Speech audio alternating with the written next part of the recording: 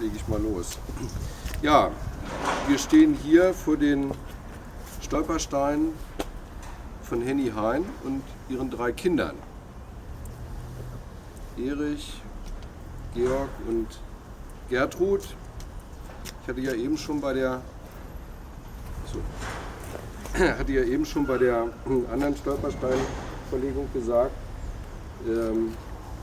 auch Henni Hein verlor früh ihren Mann, hat dann ihre 3 Kinder nach England in Sicherheit gebracht und hat 1933, 1934 und 1938 und hat dann, ähnlich wie Hedwig Seckel, dann 1939 Selbstmord begangen. Henni Hein got her children to safety in England in 1933, 34 and 38, so Erich, Georg and Gertrude. And then like her cousin-in-law, Hedwig, she took her own life in 1939. Stolpersteine werden ja an den Orten verlegt, wo die letzte frei gewählte Wohnung eines Menschen war. The stumbling stones are laid in the last voluntary or freely chosen home of the person whom they honor. Und insofern freue ich mich auch sehr, dass hier eine Abordnung aus dem Haus anwesend ist und wir werden auch noch gleich ein Gedicht hören dazu. Das ist schön, dass Sie sich auch so hier in diese kleine Feierstunde und Gedenkstunde mit einbringen. These 3 people are people who live in the house today. Georg Hein hat dann in England seinen Namen geändert, seinen Nachnamen geändert in Stevens. Georg Hein changed his name in England to Stevens. Und Mark Stevens ist der Sohn von Georg Hein. Georg Hein hat dann als Bomberpilot der Royal Air Force dann gegen Deutschland, Nazi-Deutschland, dann auch gekämpft. Georg Hein who was then Peter Stevens, fought as a bomber pilot in the RAF against Nazi Germany. Die Geschichte von Georg Hein hat er aufgeschrieben in diesem Buch. The story is recorded in Mark Stevens' book. Und er hat mir eben gesagt, das sei die wichtigste Sache in seinem Leben gewesen, die er zustande gebracht hat. Which he says is the most important thing he has achieved in his life. Es ist sehr schön, wenn man auf diese Art und Weise auch seiner Verwandten, in diesem Fall ja des Vaters, auch gedenken kann. Das ist ja dann auch Geschichte, die sozusagen erhalten bleibt für die nachfahrenden Generationen. And he says this is a very important way of preserving history for future generations. Aber wir haben nicht nur den Sohn von Georg Hein hier, sondern in der Abordnung, die von Übersee gekommen ist, befindet sich auch Peter Stevens, der Bruder von Mark, Ruth Stevens, die Urenkelin von Henni Hein, und George Stevens, der Urenkel von Henni Hein. Dass das hier ein ganz besonderes Familientreffen ist, auch wenn das einerseits die Steine sind und Sie hier auch dabei sein können. Ja, an der Stelle möchte ich abschließend auch nochmal dem städtischen Bereich der Erinnerungskultur ganz herzlich danken. Wir sind jetzt in Hannover mit über 300 Stolpersteinen hier vertreten. Das sind jetzt die Stolpersteine 299, 300, 301 und 302. Darüber freuen wir uns sehr und ich hoffe, dass auch in den nächsten Jahren noch sehr viele Stolpersteine dazu kommen. Thanks to the City of Hanover who organises the stumbling stones, and these stumbling stones bring the total up to over 300 in Hanover. It's 299 to 302, and he expects that many more will be laid in the years to come. Ja, es gibt ja auch immer sehr schöne Kurzzusammenfassungen, diese kleinen Steckbriefe hier zu den jeweiligen Personen, über die es die Stolpersteine gibt. Wird es auch demnächst, glaube ich, im Internet geben, dann auf den Seiten der Stadt Hannover. The flyers are uploaded into the internet as well. Sodass man die Personen auch nochmal in ihrem Wirken und ihrer Lebensgeschichte so ein wenig nachvollziehen kann. Ja, das soll es von meiner Seite aus gewesen sein. Ich freue mich nochmal, dass Sie hier nach Hannover gekommen sind, um Ihrer Verwandten auch auf diese Art und Weise zu gedenken. Und ich glaube, jetzt ist die Hausgemeinschaft da. Bitte schön. We will not forget and we will pass memory on. Nelly Sachs sagt zum Nichtvergessen: Wer von uns darf trösten? In der Tiefe des Hohlwegs zwischen gestern und morgen steht der Cherub, malt mit seinen Flügeln die Blitze der Trauer. Seine Hände aber halten die Felsen auseinander, wie die Ränder einer Wunde, die offen bleiben soll, die noch nicht heilen darf.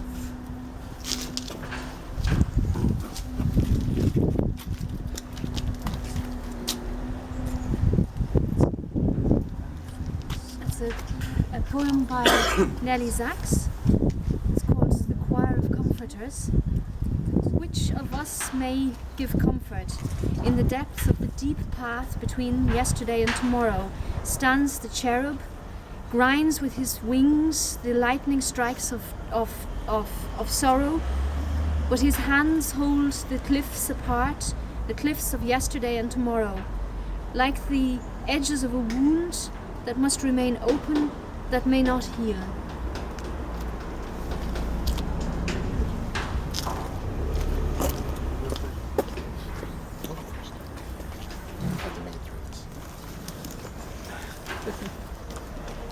My name is Mark Stevens, and I was born in Montreal, Canada.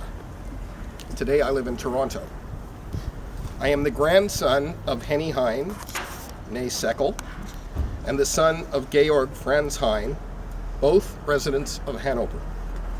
I am the nephew of Erich and Gertrude Hein, and the first cousin by marriage twice removed of Hedwig Seckel, née Bear, whom we commemorated earlier this morning.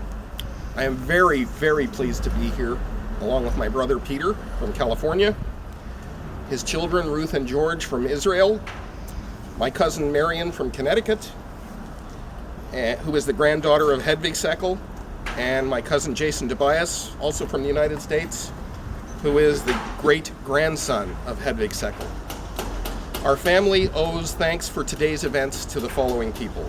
First of all, Gunter Demnig, without whom the Stolperstein program would not exist, the City of Hanover and its officials, and Dr. Kreter and Frau Sowa, Dr. Peter Schulze, who has given us, as a family, invaluable help to piece together the history of our family here in Hanover. Ms. Ilse Schwickert, who is a sponsor of the Hein family Stolpersteine. Irene Vollenweber, another sponsor. Jutta Gerhold, who's another sponsor. Thank you. Bettina Gust. Thank you. And Gunther Meinecke. He's Not here. All sponsors of these Stolpersteine. And my friends Gabby and Frank Lemberg of Hanover, who were not able to be here today. The Hein-Seckel family's history in Hanover is a long and mostly successful one. The Heins came to Hanover from Fischerhude and Hildesheim, and the Seckels came from Peine. My great-grandfather, Sigmund Seckel, was awarded the title of Free Man of Peine. I believe he served in some capacity as a municipal official of some kind. Our family were successful business people and academics. Another great-grandfather, Sally Hein, founded the Merkur Expedition Company, which later became part of the Deutsche Bundespost in the year 1900. He and his son Victor also founded S. Hein Verlag, a profitable publishing company with offices in Hanover and Berlin. It suffices to say that things turned bad for our family here when the Nazis came to power. Most of my grandfather's generation died or met a suspicious end in the 1930s.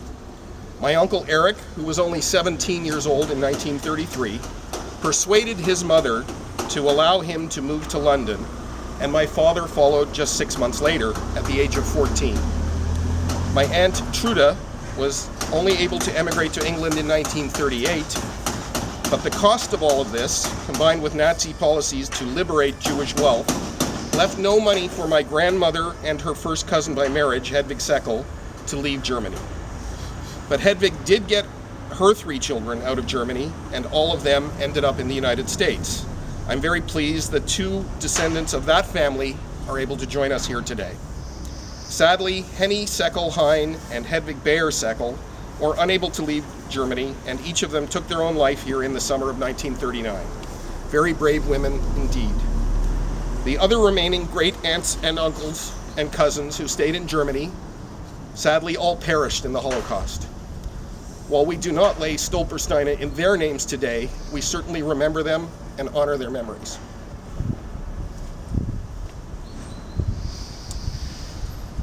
We are all very proud that my late father, Georg Hein, fought the Nazis as a pilot in the Royal Air Force and was rewarded for his bravery. That bravery has been recognized with mentions in more than 10 books about the war, including his biography. What is very important about these Stolpersteine is that they denote real, tangible lives that were shattered by the Holocaust. Each of the 6 million lives stolen was an individual, a person with a name and a life. Each of them was a son or a daughter, many of them were parents, and all of them were human beings.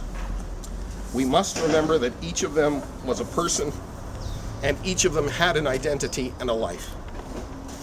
What is the lesson in all of this? How did the best educated and perhaps most civilized nation on earth descend into ruthless and brutal totalitarianism? How is it that the average German man and woman allowed mass murder to be committed in their name? I wish that I had the answer to these questions, but I don't. Modern Germany, to its credit, has made restitution and teaches the history of the Holocaust. And I'm very grateful for that. Perhaps one day we can gather here once again and celebrate the lives of all of those 6 million people and vow that it will never happen again. In my grandmother's name, that's all that I ask. Thank you. And now my nephew, George.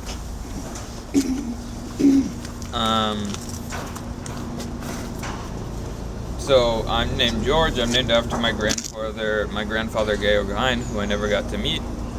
So I'm going to speak a little bit about that.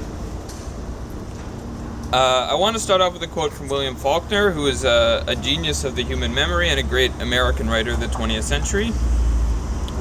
And I'm going to read this quote because without it, I think it's impossible to understand my relationship to my own grandfather, who I never met. The past is never dead. It is not even past. How do you speak to a person you've never met? A person who's passed on to the next world, but whose fate and faults live on inside of me. A person whom I only know from stories and from books, but whose name I carry on. My grandfather is distant in many senses. We never lived at the same time. By birth, he was a European, I an American.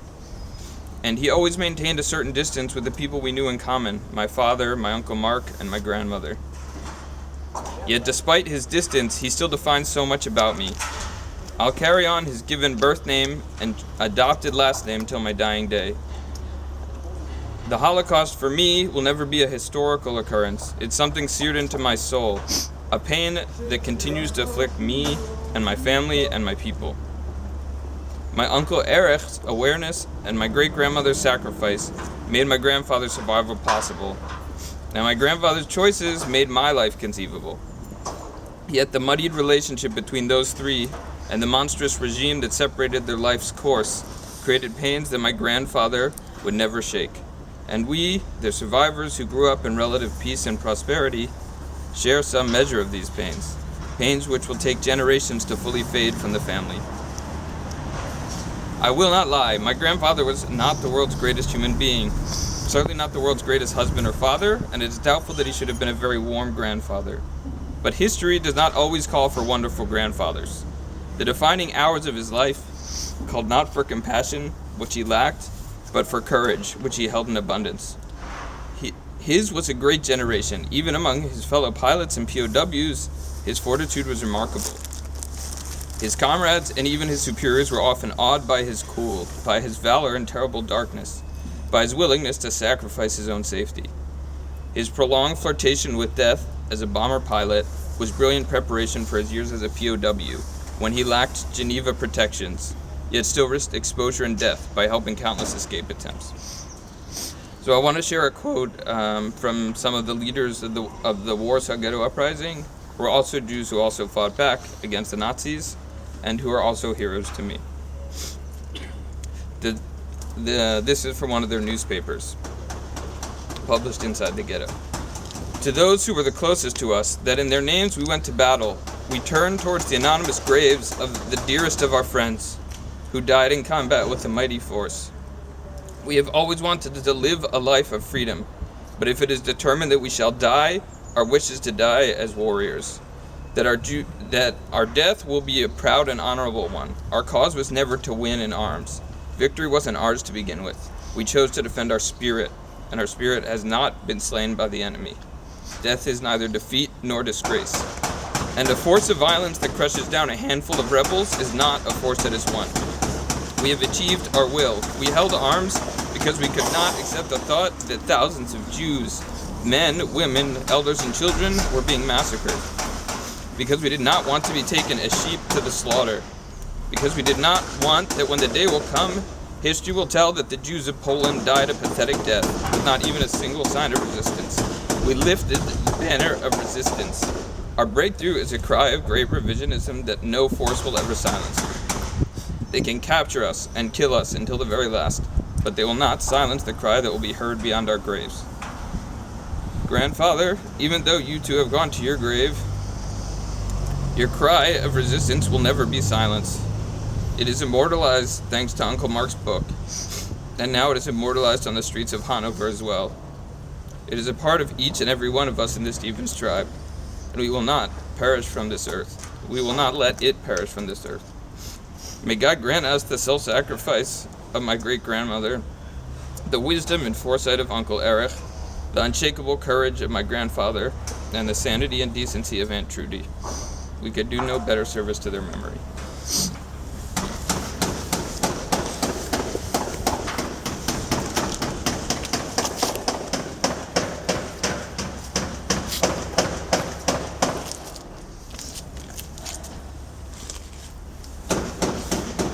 Thank you all very much.